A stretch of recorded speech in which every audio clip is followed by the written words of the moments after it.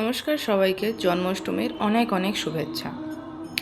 গোপালকে কী কী ভোগ দেবেন আজকে সেই নিয়েই হাজির হয়েছি। তো আমি দিয়েছিলাম একটা ট্রেতে বাটার আর চকলেট বিস্কিটস এইসব ছিল। এটাতে আছে আটকড়াই ভাজা, যেটা গোপাল খেতে খুবই ভালোবাসে।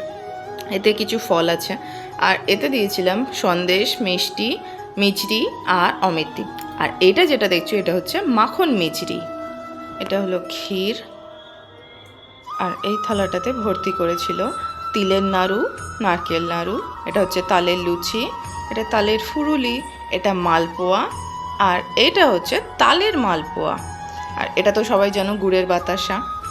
এটা হচ্ছে মদন ভোগ, এটা হচ্ছে তালের পায়েস, এটা হচ্ছে দুধের পায়েস, এটা হচ্ছে তাল ক্ষীর যেটা গোপালের খুবই পছন্দ, এটা হচ্ছে মিষ্টি দই। আর এখানে ছিল লুচি, তার সাথে সাথে 5 রকম ভাজা, ঢ্যাঁড়স ভাজা, পটল ভাজা, ওদিকটা ছিল কাঁচকলা ভাজা, ওখানে মিষ্টি আলু ভাজা, আর এটা ছিল বেগুন ভাজা।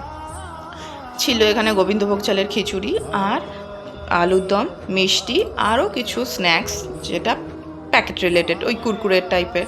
জল দেবে, আর তার সাথে সাথে প্রত্যেকটা খাবারে তুলসী পাতা অবশ্যই দেবে। এখানে আমি যা যা ভোগ দিয়েছি তার মধ্যে যদি তোমাদের কোনোটার রেসিপি লাগে তো আমাকে কমেন্টে জানিও, আমি দিয়ে দেবো।